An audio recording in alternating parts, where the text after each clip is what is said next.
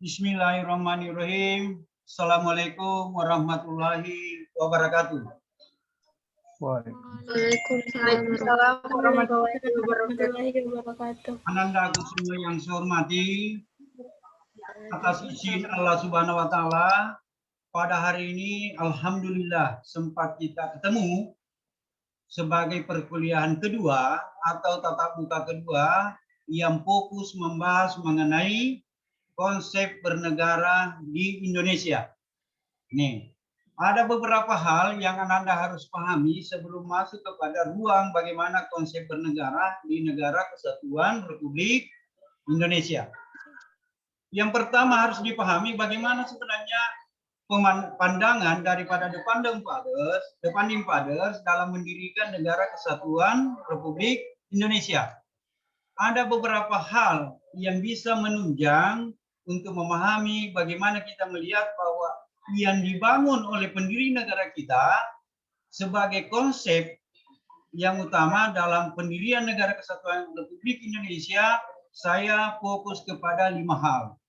Yang pertama adalah bagaimana konsepsi bernegara yang dibangun berdasarkan persoalan sejarah pendirian negara itu sendiri.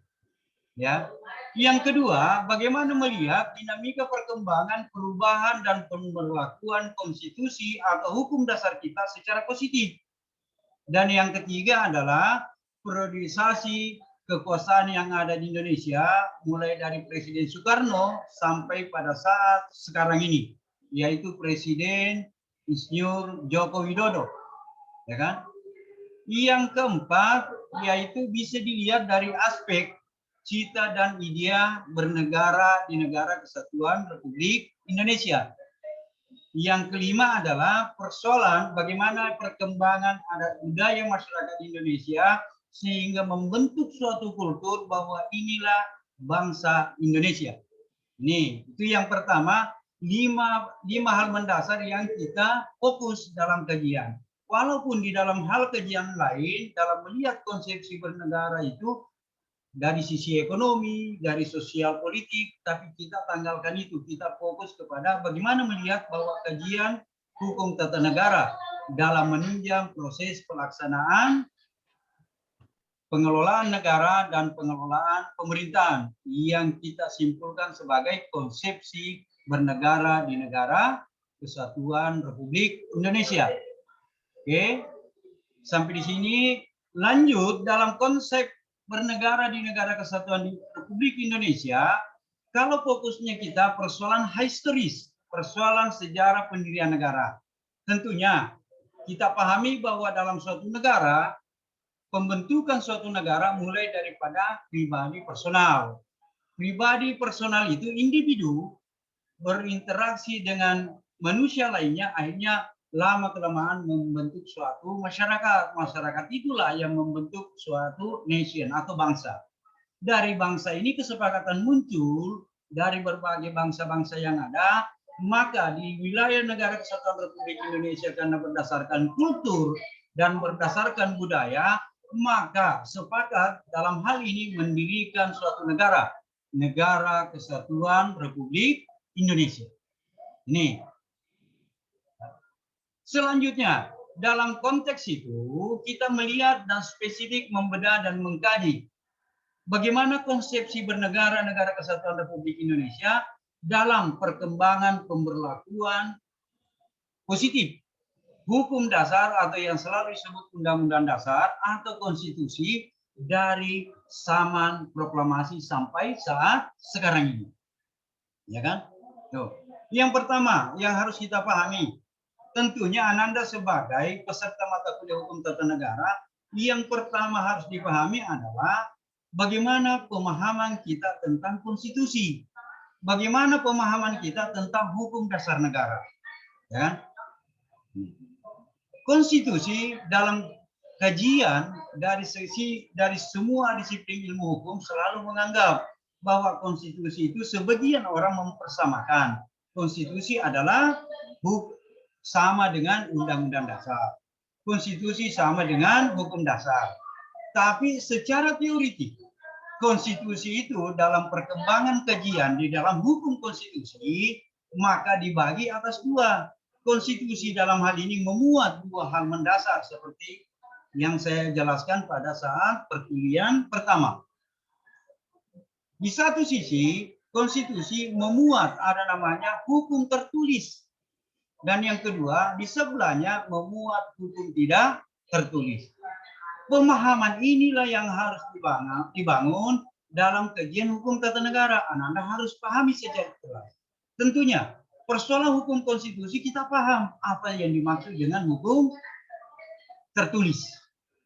Apa yang dimaksud dengan hukum tidak tertulis. Hukum tertulis bukan hanya sebatas Anda pahami bahwa hukum tertulis itu adalah hukum yang berlaku positif, dan hukum yang pernah berlaku positif berasal daripada paham kita menganut sistem hukum yang berlaku. Kalau kita bahas persoalan munculnya hukum tertulis itu, pasti kita bertemu atau pasti kita menemukan dalam asas bagaimana berlakunya sistem positivisme hukum yang ada. Sementara di sisi penjelasan lainnya, hukum tertulis itu adalah tidak tertulis itu adalah hukum yang berlaku di tengah masyarakat walaupun tidak dijudgment oleh negara sebagai hukum negara, tapi senantiasa menjadi guidance, senantiasa menjadi pedoman dalam kehidupan masyarakat, bangsa, dan negara. Contohnya bagaimana? Bagaimana hukum adat yang ada di seluruh wilayah tanah air itu bermacam-macam yang bisa menjadi pedoman sesuai dengan karakter masyarakat wilayah itu sendiri. Ada namanya, kalau di Sulawesi Selatan ada namanya hukum tidak tertulis atau hukum adat itu yaitu Pacena Siri, atau hukum adat itu persoalan bagaimana pergaulan keseharian kita. Begitu juga di wilayah lain. Di wilayah Sumatera ada juga hukum tertulisnya. Di wilayah Jawa, Kalimantan masing-masing punya klasifikasi atau spesifikasi dalam hal melihat bagaimana hukum tidak tertulisnya, yang disebut sebagai hukum yang menghormati aspek adat dan kebiasaan. Dua hal inilah yang menjadi penopang. Bagaimana melihat konstitusi secara general, bagaimana melihat konstitusi dalam perkembangan yang ada di negara kesatuan Republik Indonesia. Yang pertama harus kita pahami bagaimana pemberlakuan hukum dasar negara kita dalam konteks waktu pendirian negara kita. Ini Indonesia diproklamasikan pada tanggal 17 Agustus 1945, ya kan? Di bawah pendiri atau dalam hal ini proklamator yaitu Insinyur Soekarno dengan Muhammad Hatta. Tentu kita bertanya, kalau Indonesia didirikan sebagai suatu negara yang berdaulat, pasti mempunyai hukum dasar atau dalam hal ini disebut sebagai konstitusi pendirian negara kita. Ini hati-hati karena di dalam hal kajian konstitusi kita ini harus tepat mengenai penamaan konstitusi. Ini. Yang pertama, konstitusi yang diberlakukan itu adalah Undang-Undang Dasar Republik Indonesia 1945 sebagai konstitusi proklamasi awal pendirian negara. Bagaimana konstitusi kita dalam hal pendirian negara itu? Ada berbagai item yang Anda harus pahami hubungannya dalam konsepsi bernegara. Ya kan? Nanti ditemukan dalam hal perubahan, pergantian konstitusi yang diberlakukan secara positif, ada 5 undang-undang dasar yang pernah diberlakukan.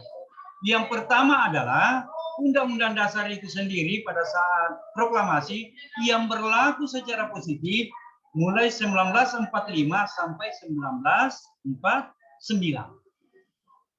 Setelah 49, Negara Kesatuan Republik Indonesia mengalami dinamika. Karena adanya agresi Belanda pertama, agresi Belanda kedua.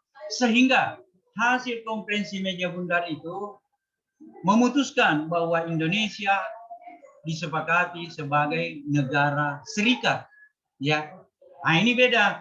Jadi konstitusi pertama beda konsep bernegaranya dari Undang-Undang Dasar Republik Indonesia proklamasi masuk kepada konstitusi RIS.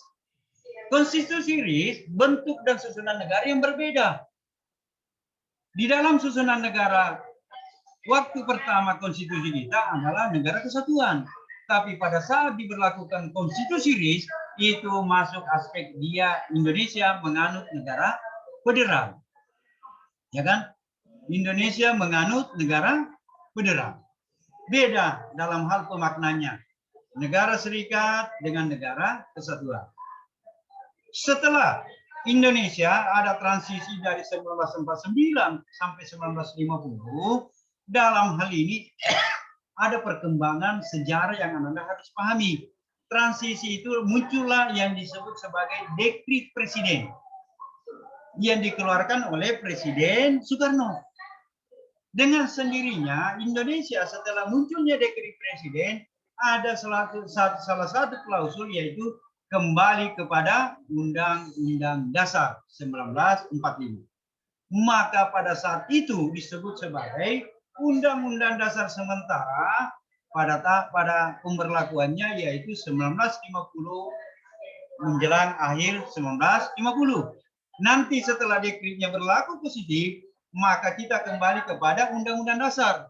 Kembali kita mengadop Undang-Undang Dasar hasil pada saat pendirian negara, yaitu Undang-Undang Dasar Negara Republik Indonesia tahun 1945.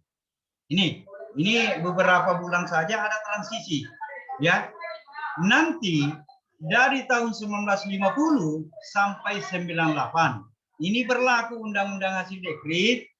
Kemudian Undang-Undang Dasar dirubah sedemikian rupa karena kepentingan negara atau kepentingan penguasa atau kepentingan masyarakat untuk melakukan reformasi, maka dikenal ada namanya reformasi ketatanegaraan. Yang pertama diubah adalah amandemen Undang-Undang Dasar 1945. Ini. Jadi ada perubahan dalam konsep bernegara. Contohnya, perubahan apa yang salah satu contoh dalam konsep bernegara? Pemberlakuan Undang-Undang Dasar hasil amandemen. Yang pertama adalah di dalam konsep bernegara kita dikenal ada namanya konsep bernegara, negara hukum. Secara tekstual dicantumkan di dalamnya di pasal 1 ayat 3. Ananda atau peserta kajian tata negara ini pernah membuka konstitusi kita. Pasal 1 ayat 3 itu mengamanatkan, itu memerintahkan bahwa Indonesia adalah negara hukum. Dengan sendirinya, bangunan negara kita ini senantiasa dilandasi oleh konsep negara hukum. Ini nanti senantiasa kita harus memahami bahwa konsep negara hukum yang kita bangun itu tentunya berdasarkan dengan pilar bagaimana kita menghormati aturan hukum yang berlaku, dan hukum itu dijadikan sebagai pionir dalam pengelolaan negara, dalam pelaksanaan pemerintahan. Ini salah satu contoh lagi dalam konteks bernegara, berubahnya konsep bernegara dalam hal bagaimana perubahan pergantian konstitusi yang ada. Salah satu contoh, pasal 1 ayat 2 itu menegaskan, itu memerintahkan, itu mengamanatkan persoalan kedaulatan rakyat. Sebelum amandemen, secara gramatikal atau secara tekstual, kedaulatan rakyat dimaknai dengan bahasa. Kedaulatan rakyat dilaksanakan oleh Majelis Pemusyawaratan Rakyat yang dikenal dengan nama MPR. Sementara Undang-Undang Dasar hasil amandemen dikenal secara tekstual memerintahkan bahwa kedaulatan rakyat dilaksanakan menurut Undang-Undang Dasar. Pemaknaan kata ini, penafsiran secara gramatikal itu berbeda. Perbedaan yang mendasar itulah yang membuat bahwa implementasi demokrasi kita tidak ada pilihan bahwa ada dua hal yang perlu kita patuhi. Ada demokrasi yang langsung diadop oleh masyarakat, seperti yang Ananda kenal, seperti peserta kajian hukum tata negara kenal, demokrasi langsung dan demokrasi tidak langsung karena aspek penghormatan terhadap kedaulatan negara. Tentunya kita bertanya lebih jauh, bagaimana demokrasi langsung itu dan bagaimana demokrasi tidak langsung. Demokrasi langsung, saya beri nilai atau saya beri ikon, itulah aspek pengejawantahan, kedaulatan rakyat secara langsung. Penghormatan bahwa rakyatlah yang berdaulat. Dengan istilah OPP. Tentunya kita bertanya, apa sih itu OPP? One man, one vote, one video. Satu orang, satu suara, dan satu nilainya. Walaupun dalam implementasi keseharian terkadang tereduksi oleh kepentingan politik. Contohnya, pada saat pelaksanaan pemilihan umum ada namanya serangan fajar. Ananda diminta untuk menyalurkan aspirasi implementasi daripada kedaulatan rakyat yang berhubungan dengan hak asasi. Hak asasi Ananda terkadang dihargai oleh kepentingan politik 50.000 perak atau 100.000 perak. Itu begitu kecilnya nilai kedaulatan rakyat yang Anda miliki. Karena Ananda menggadaikan kedaulatan rakyat hanya sebatas 50.000 rupiah atau 100.000 rupiah. Karena Anda dalam konteks pelaksanaan kedaulatan Ananda sebagai sarana untuk mewujudkan demokrasi melalui pemilihan umum itu Anda dibayar. Itu bagaimana caranya menghormati kedaulatan rakyat kalau aspirasi Ananda atau pemikiran Ananda bisa digadaikan kedaulatan rakyat. Kedaulatan rakyat ini pasal 1 ayat 2 ada hubungannya dengan pasal 28. Apa hubungannya? Pasal 1 ayat 2 menegaskan dalam amanat secara tekstual di Undang-Undang Dasar itu kedaulatan ada di tangan rakyat dan dilaksanakan menurut Undang-Undang Dasar. Pasal 28 sementara bunyinya dalam konteks ini penghormatan terhadap hak-hak dasar atau hak-hak asasi yang dimiliki oleh setiap warga negara. Ini bagaimana memahami bahwa hubungannya ini? Tentunya ini merupakan implementasi penghormatan hak konstitusional yang melekat kepada Anda. Kalau kita mau berbicara lebih jauh bagaimana hak asasi manusia, ada namanya hak dasar. Ada namanya hak asasi, implementasi dalam konteks hak dasar itu dijas oleh negara bahwa Anda betul-betul mempunyai hak dan kewenangan atau kewajiban yang ada dalam. Salah satu contoh, hak dasar itu dipahami bahwa tanpa sentuhan hukum negara, hak asasi itu melekat kepada diri Ananda sendiri. Bagaimana contohnya? Dalam implementasinya, tentu dalam kehidupan sehari-hari. Salah satu, hak untuk hidup. Hak untuk berkembang, ya kan? Hak untuk makan, hak untuk yang lain-lain. Itulah hak dasar. Nanti setelah Ananda lahir sebagai warga negara di negara Kesatuan Republik Indonesia, negara menjemput hak asasi Ananda itu dalam suatu konsep implementasi hak asasi manusia setiap warga negara. Atau kalau dalam konteks bernegara, hubungan warga negara dengan negara, itu dijas bahwa Ananda mempunyai hak konstitusional. Siapapun yang mengganggu, siapapun yang melecehkan, siapapun yang mereduksi hak asasi Ananda, tentu berhadapan dengan hukum negara. Ini salah satu contoh implementasinya dalam kehidupan masyarakat. Kalau Ananda dalam penyaluran hak asasi di bidang politik, ada yang menghalangi, ada yang mencoba mengurangi, maka dia berhadapan hukum negara. Kalau berhadapan hukum negara, tentunya dua pilihan. Apakah dia melanggar hukum negara atau melanggar atau tidak mentaati hukum negara, maka diancam dengan berbagai sanksi yang ada. Nah, ini persoalan konsep bernegara dalam hubungannya. Bagaimana melihat konstitusi. Oke. Yang ketiga, dalam konteks ini, Ananda harus pahami bahwa konsep bernegara ini juga bisa dilihat dari sisi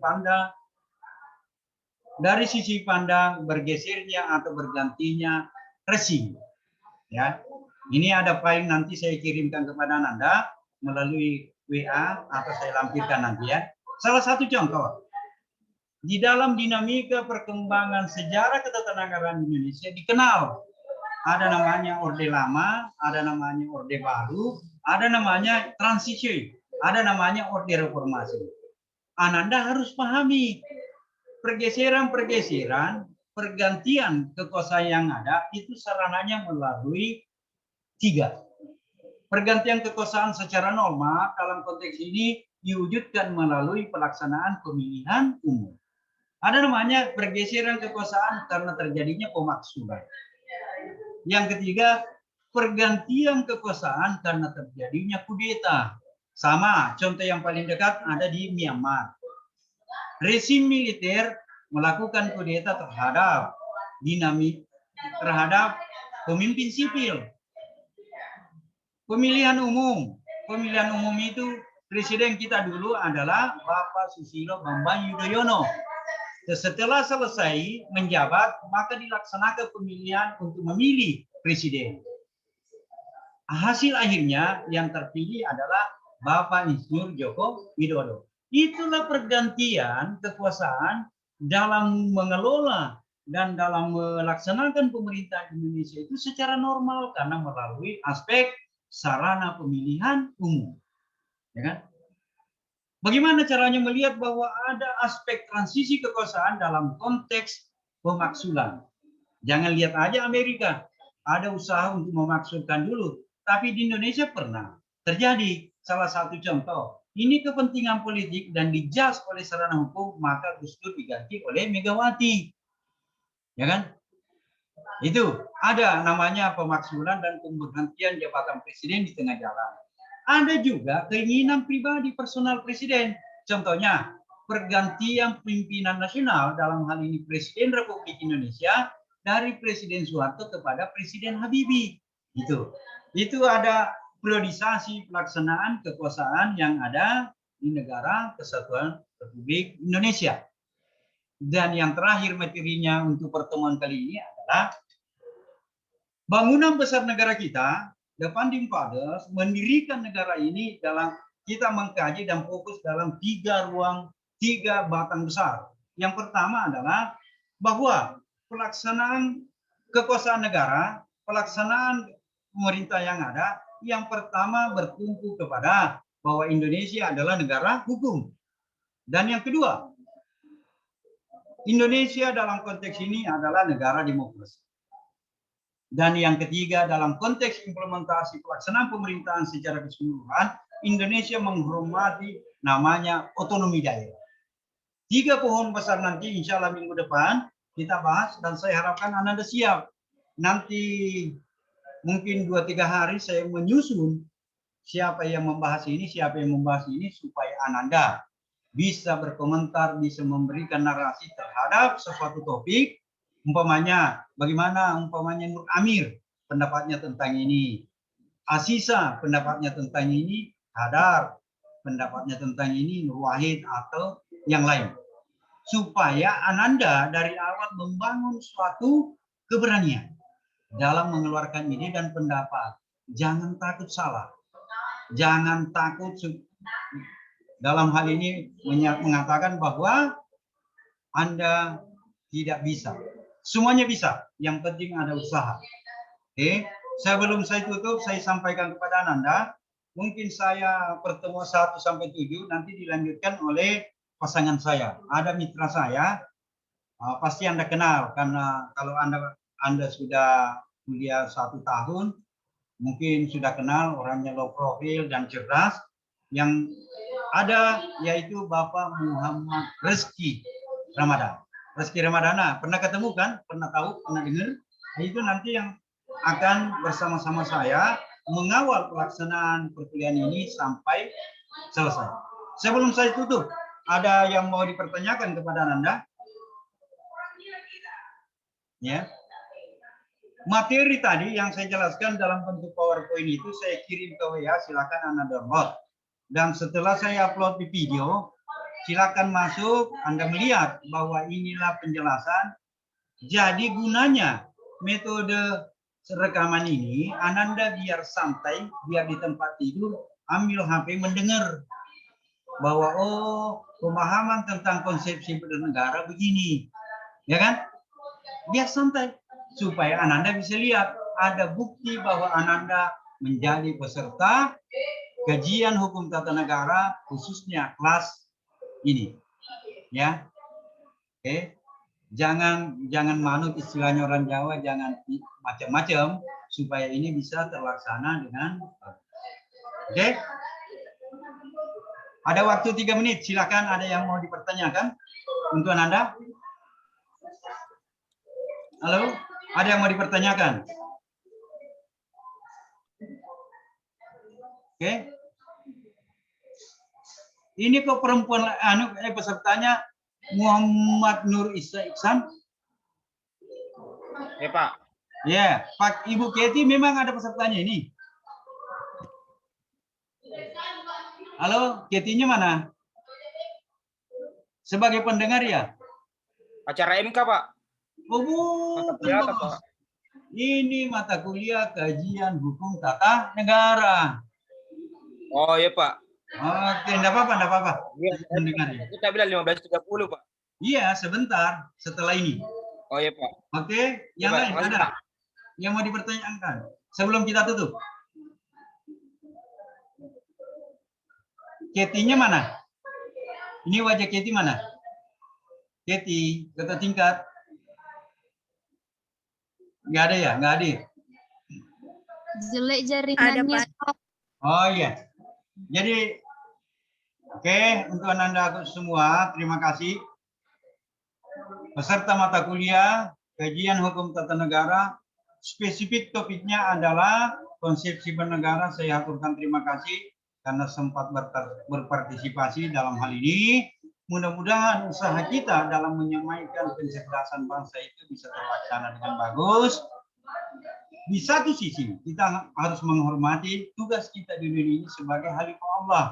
Tentunya implementasi pengajawantahan dalam hal ini kita senantiasa belajar.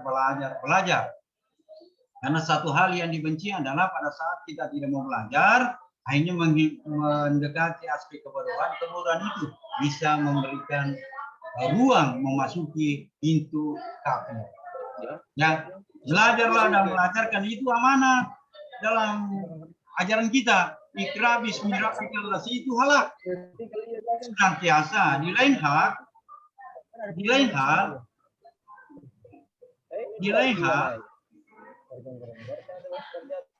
sementara di lain hal